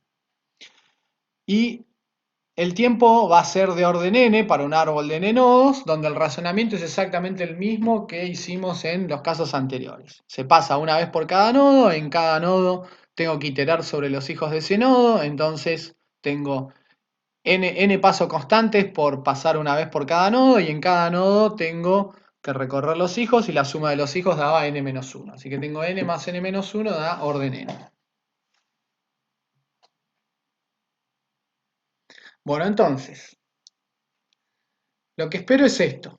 Fíjense cómo listo. KG, después de terminar de listar el último, listo H, después listo F, cuando ya listé este árbol, listo B, después listo CE, después C, después P, M, L, Z, D y A. Eso es el listado post-orden. Listo primero los hijos y después la raíz. Entonces vamos a hacer la traza. Entonces, posorden shell llama a posorden con la raíz, con A. Entonces, post de A es esto, lo que dice acá. Entonces, post de A, ¿qué hace? Llama, busca el primer hijo y llama, y no imprime nada, porque tiene que imprimir a la salida de la recursión. ¿Sí? La visita es a la salida de la recursión, antes de salir de la recursión. Entonces, llama con B. Ahora, B busca su primer hijo, que es H, y llama con el primer hijo, que es H. Ahora, H busca su primer hijo, que es K, y llama con K, entonces se crea un registro de activación para K. Ahora, cuando estás en K, K no tiene hijos, entonces este for each no hace ninguna vuelta, y lo que tiene que hacer es imprimir el rótulo. Entonces imprime K. Y como termina, sale, entonces se va a destruir el registro de activación de K. Entonces ahí se destruyó. Entonces el control vuelve a H. Entonces busca el siguiente hijo, que es G, y llama con posorden de G. Ahí se creó un registro de activación para posorden de G. ¿Qué es lo que ocurre en G? Lo que tiene que hacer es mirar sus hijos. Como no tiene ninguno, visita, que consiste en imprimir G, que es lo que está ahí, y sale. Entonces se destruyó el registro de activación de G. Viene medio apurado ahora esto. Entonces, vuelve el control a H. En H no hay más hijos. Entonces, ¿qué hace? Imprime, visita H, que es imprimir H, y vuelve. Cuando vuelve, se destruye el registro de activación de H. Y el control volvió a B. En B busca el siguiente hijo, que es F, porque está dentro de este for each. Entonces, llama posorden de F. En F pasa lo mismo que en K y G. Como no tiene hijos, el for each no hace ninguna vuelta. Imprime F, ahí, y ahora tiene que estar listo para volver. Cuando vuelve el control a B y se destruye el registro de activación de F. En B, como no hay más hijos, imprime B y hace la visita, porque el for each en B terminó, hace la visita, que es imprimir, y está listo para volver. Cuando vuelve el control ¿a dónde? A A. Entonces, en A, ¿dónde estamos? Dentro de este for each. Entonces va a llamar a C con el siguiente hijo. Entonces invoca posorden de C. Se crea un registro de activación para C. C lo que hace es pide cuál es su primer hijo. Llama con E. Ahí. Llama con E. E lo que hace es imprime el rótulo porque no tiene hijos y vuelve. Vuelve a C. Como C no tiene más hijos, imprime el rótulo. Imprimió la C ahí y está listo para volver. Y vuelve. Vuelve el control ¿a dónde? A. A lo que hace es busca el siguiente hijo, que es D. Entonces llama a posorden de D. D tiene dos hijos, L y Z. Entonces llama con el primer hijo, que es L, y llama a posorden de L. L tiene un hijo, que es M, entonces llama a posorden de M. M tiene un hijo, que es P, llama a posorden de P. P, como no tiene hijos, imprime y sale. Cuando vuelve a M. M no tiene más hijos, imprime la M y sale. Vuelve el control a L. L no tiene más hijos, imprime y sale. Y vuelve el control a D. Vuelve el control a D. Cuando vuelve el control a D, tiene otro hijo, que es Z. Entonces llama a posorden de Z. Z no tiene hijos, entonces imprime la Z y vuelve. Vuelve el control a D. Que como no tiene más hijos, imprime la D y vuelve. Vuelve a A, que imprime su rótulo y sale. Y el control volvió acá arriba, a posorden de shell, y termina. Y vemos que la salida del programa coincide con lo que esperábamos.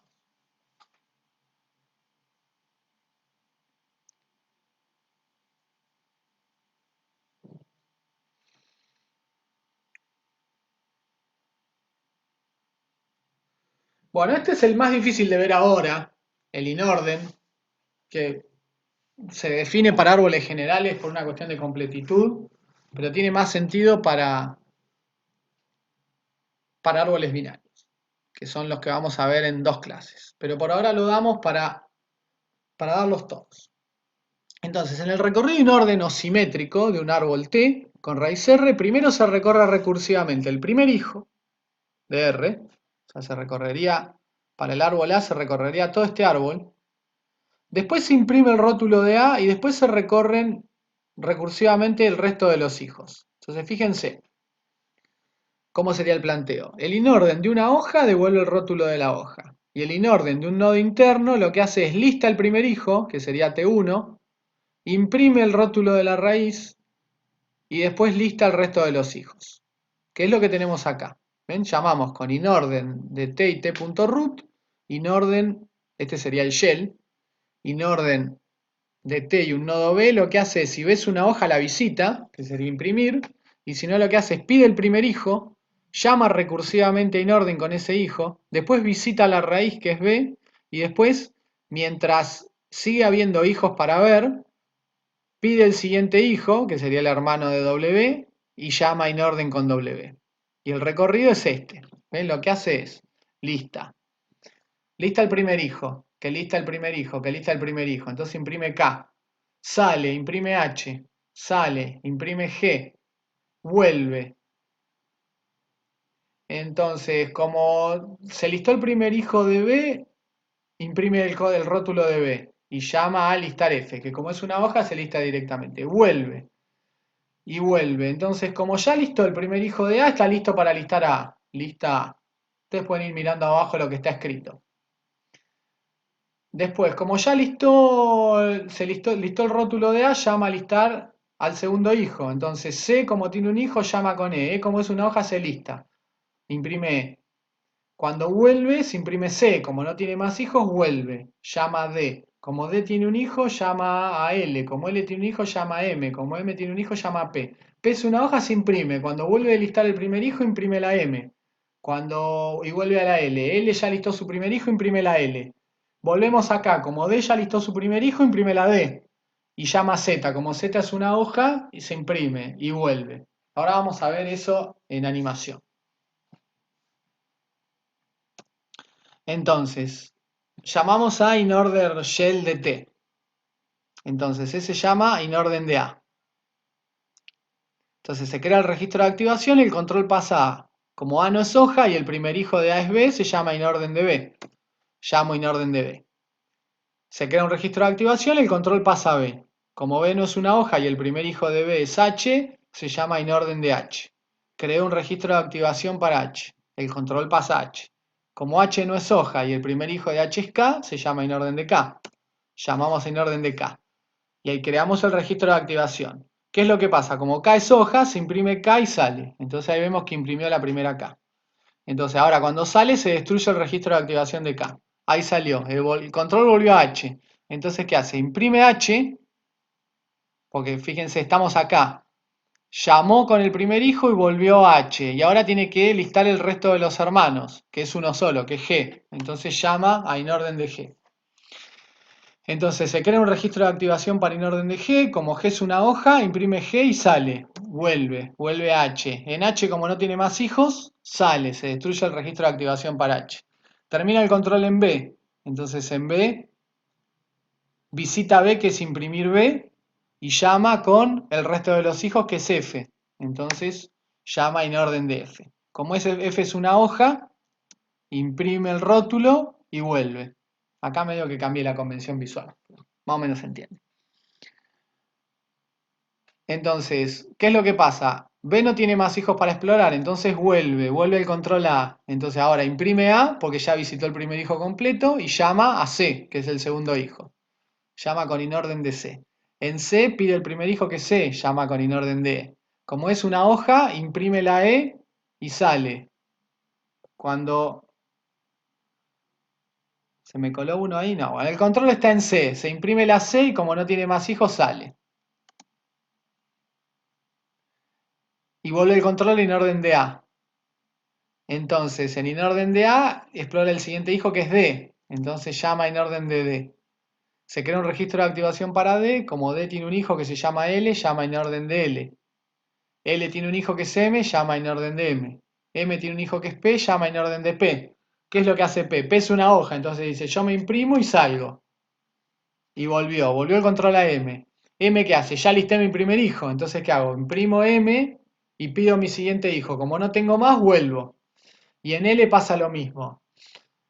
Como ya listó el primer hijo que era M, dice me listo yo y vuelvo. Vuelve el control a D. Entonces vuelve el control a D. En D dice tengo otro hijo más que Z, entonces llamo con Z. Llamo en orden de Z. Z es una hoja, ¿qué hace? Me listo y salgo. Ahora el control vuelve a D de vuelta. Como no tiene más hijos, vuelve y le devuelve el control a A. En A no tiene más hijos y vuelve. Y volvió al shell y sale. Entonces vemos que lo que obtuvimos es lo que esperábamos. O sea que funciona bien. Bueno, acá está el resumen de los recorridos. Si quieren estudiar algo de memoria, lo que tienen que estudiar es esto. Y después, a partir de esto, lo que tienen que hacer es programar los algoritmos en pseudocódigo y después en Java. Fíjense que el preorden de una hoja es el listado del rótulo de la hoja. El preorden de un nodo interno es el rótulo del nodo más el listado de todos los hijos. En posorden es el listado de una hoja, es el rótulo de la hoja. El listado de un nodo interno es el listado de todos los hijos seguido de el listado del rótulo del nodo interno. Y el inorden es el más difícil de ver. El listado de una hoja es el listado de la hoja, fíjense que son los tres casos iguales, y el listado de un nodo interno es el listado del primer hijo seguido del listado del rótulo del nodo. Acá iba E, vamos a cambiarlo.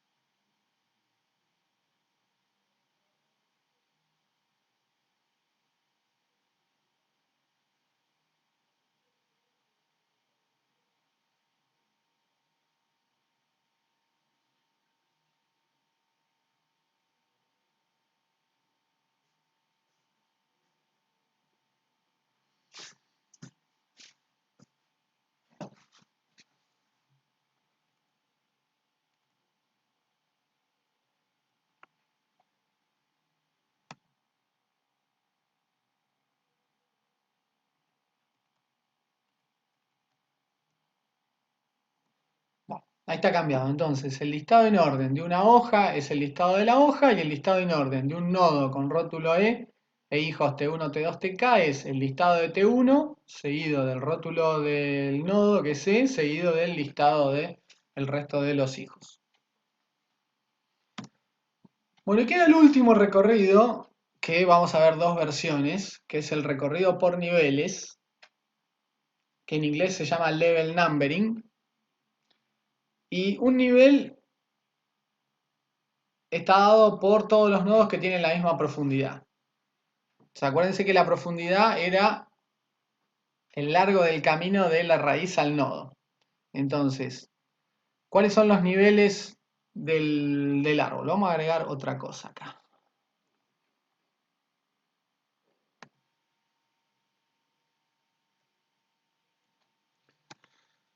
Ahora sí. Entonces, ¿cuáles son los niveles del árbol? A es el primer nivel, o el nivel 0. B, C, D es el siguiente nivel, o nivel 1.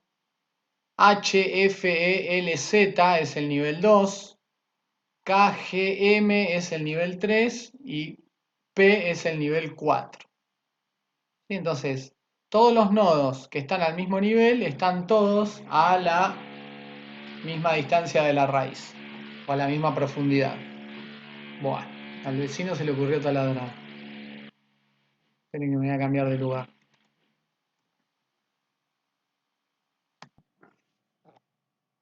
Bueno, acá estamos nuevamente. Bueno, entonces, no me acuerdo dónde estábamos.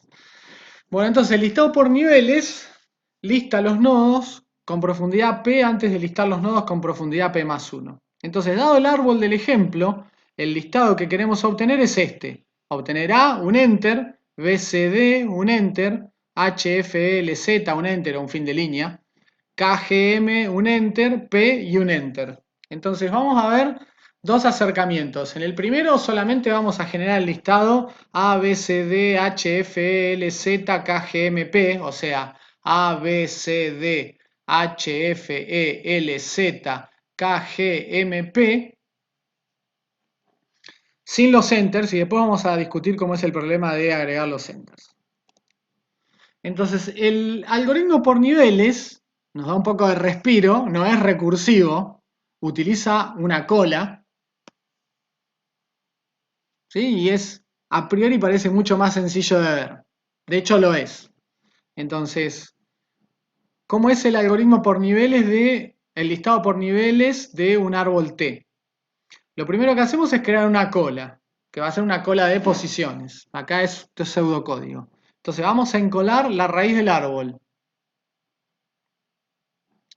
Mientras la cola no está vacía, o sea, hay nodos para procesar, vamos a desencolar de la cola, porque la cola no está vacía, vamos a mostrar el rótulo de B, y después para cada hijo W de B lo que vamos a hacer va a ser encolarlo.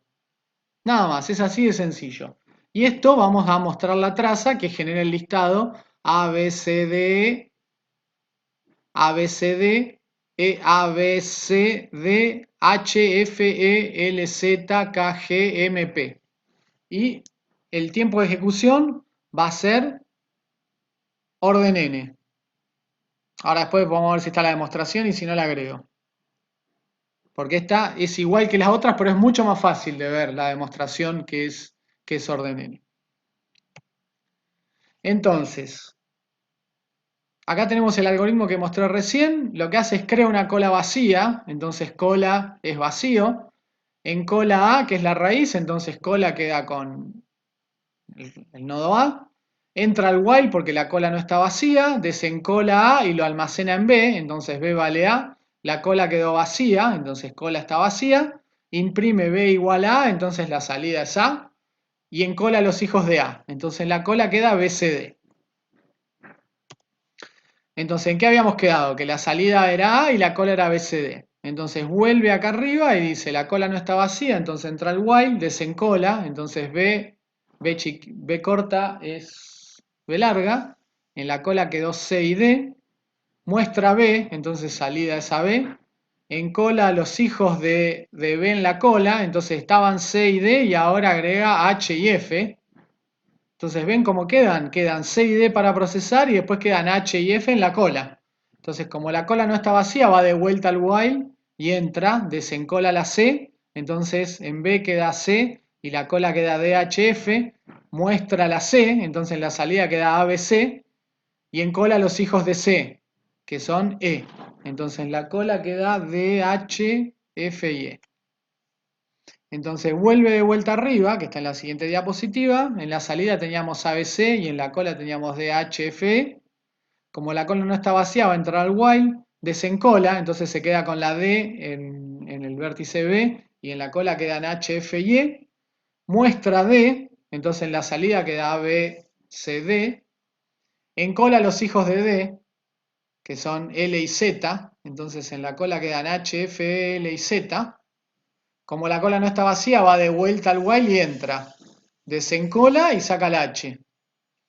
Entonces en B queda H y en la cola quedan F, L y Z. F, L y Z. Muestra la H, entonces en la salida quedan A, B, C, D, H. En cola los hijos de H, que serían K y G. Entonces en cola K y G acá al final. Entra de nuevo al while, desencola y entonces B vale F y la cola quedó en LZKG. Muestra B igual a F, entonces en la salida queda ABCDHF y se me terminó la diapositiva. Entonces teníamos que B es F, la salida es ABCDHF y en la cola quedan ELZK y G. Esto lo pueden mirar tranquilo ustedes. Como la cola no está vacía, entra al while, desencola, entonces saca la primera E que queda en B y en la cola quedan el resto de los nodos, LZKG, y muestra B igual a E y la salida entonces queda A, B, C, D, H, F. En cola los hijos de E, que son ninguno, entonces la cola queda igual, y como la cola no está vacía, va de vuelta al while. Entonces desencola el primero, que es L, y en la cola quedan el resto de los nodos, Z, K y G. Muestra la L, entonces en la salida queda la L al final. Encola los hijos de L, que es solamente M, lo encoló acá. Va al while de vuelta, desencola, entonces queda la Z en B y quedan K, G y M. Entonces en B quedó Z y en la salida teníamos los nodos hasta la L, en la cola quedan K, G y M, muestra la Z, va a parar al final de la salida. Como Z no tiene hijos, no encola nada, va de vuelta al while, como la cola no está vacía, entra, desencola y saca la K que estaba primero en la cola, quedan G y M, muestra la K, queda al final de la salida, como K no tiene hijos, la cola queda igual. Como la cola no está vacía, va a entrar al while de vuelta, desencola, saca la G y en la cola quedó la M. Muestra la G, quedó al final de la salida, como G no tiene hijos, no encola nada, queda la M, entra al while de vuelta, desencola, entonces en B está la M y la cola está vacía. Estamos parados acá, antes de mostrar. Entonces sigo en la siguiente diapositiva. Entonces B es M y la cola está vacía. Muestra M, entonces en la salida se agrega la M al final, encola los hijos de M, que es uno solo, que es P, en la cola queda P, sube de vuelta al while y dice entro porque la cola no está vacía, desencola, saca la P, la cola quedó vacía, muestra la P, como P no tiene hijos, no encola nada, sube acá y terminó. Entonces vemos que la salida quedó como esperábamos. El tiempo de esto, fíjense que es mucho más fácil de ver. ¿Por qué? Porque tenemos, el árbol tiene n nodos. H sub i es la cantidad de hijos del nodo i. Entonces tenemos una constante de crear la cola y encolar la raíz, que es este C1. Después hacemos n vueltas, una por cada nodo. Tengo n vueltas y la condición constante. Acá tengo una constante de desencolar, una constante de mostrar. Esto hace h sub i vueltas, una para cada hijo del nodo i y encola en tiempo constante. Entonces el tiempo es esto, es una vuelta para cada nodo, tengo una constante de sumar todas las constantes más h sub i vueltas por los hijos, y acá esto distribuyo la sumatoria en el más y me queda C2 por n y me queda C3 por la sumatoria de los h sub i que era n-1. Esto ya lo vimos hoy temprano. sea que acá es mucho más evidente que el tiempo es orden n. Bueno, y lo que queda ver para terminar es cómo se hace para agregar los enters. Bueno, para agregar los enters lo que hay que hacer es obtener una marca especial para indicar cuándo hay que agregar un enter. Entonces, tenemos el árbol que queremos listar y este es el listado que queremos obtener. Entonces, el truco es muy sencillo. Como en la cola tenemos posiciones y no podemos poner enters en la cola, lo que vamos a tener es una posición especial que no aparece en el árbol para detectar dónde va un fin de línea, que es un null. Entonces, lo que vamos a hacer es, mientras la cola no está vacía, desencolamos. Si desencolé un null, tengo que imprimir un fin de línea y decidir si tengo que poner el null de vuelta o no. Si la cola quedó vacía, no pongo el null, y si la cola quedó vacía no pongo el null, y si la cola no está vacía pongo el null de vuelta. Entonces, si el nodo que saqué no es un null, hacemos lo mismo que antes. Lo imprimo y encolo los hijos. Entonces, vamos a ver que esto funciona. Entonces, arranco con salida vacía y en la cola encolé A, que es la raíz, y null. Entonces, como la cola no está vacía, entra el while. Desencola. En B tengo A y en la cola tengo null. Como B no es null, como el nodo que saqué no es nulo, muestro A y en la salida queda A y encolo los hijos de A. Entonces me queda null, B, C y D. Entonces ahora fíjense lo que pasa. El próximo que entro al while porque la cola no está vacía, desencolo en null. Entonces, ¿qué quiere decir? Que tengo que imprimir end of line a la salida y la salida queda A más un end of line. Entonces estoy de acá y salgo acá abajo. Como la cola no está vacía, vuelve a encolar el null. Entonces queda BCD y null. Entonces, ¿qué es lo que van a ver? Que va a procesar BCD, con el null va a aparecer un enter, y atrás del null se van a encolar HF, ELZ, y después se va a encolar un null. Bueno, esto lo deberían mirar ustedes. Dos comentarios más. ¿Qué importancia tiene esto? ¿Qué relación tiene con teoría de la computabilidad? ¿Y qué es lo que pasa si yo cambio la cola por una pila? Si yo cambio esta cola por una pila, termino teniendo el listado preorden. Eso está para hacer en la práctica. Hay que tocarlo un poco, ¿eh? No es tan fácil como cambiar la cola con una pila. Pero sí. Entonces, tenemos dos aprendizajes.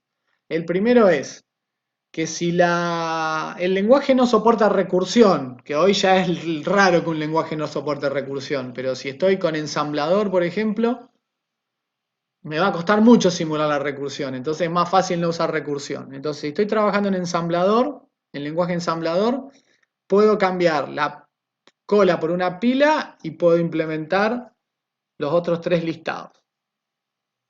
Con cierto cuidado, pero se puede hacer.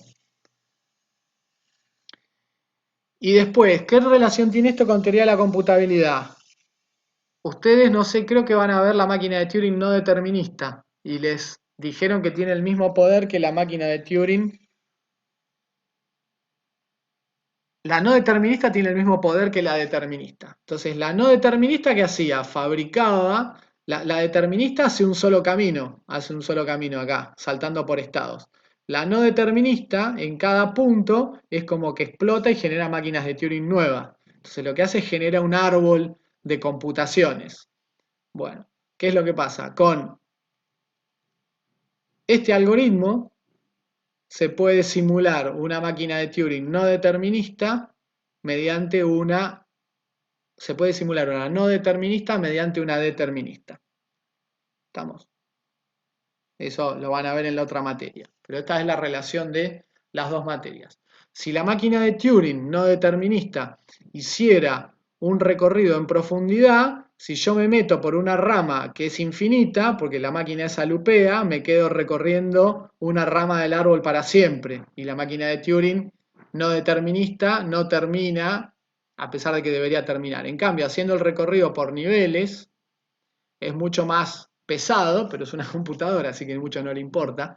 Y en cuanto encuentre una terminación en un estado de aceptación, la máquina va a contestar que aceptó, a pesar de que haya computaciones que son infinitas. Bueno, pero acá me estoy metiendo con la otra materia, pero es a título informativo, la relación hasta ahora entre las dos materias, otra de las relaciones es esta. ¿Estamos?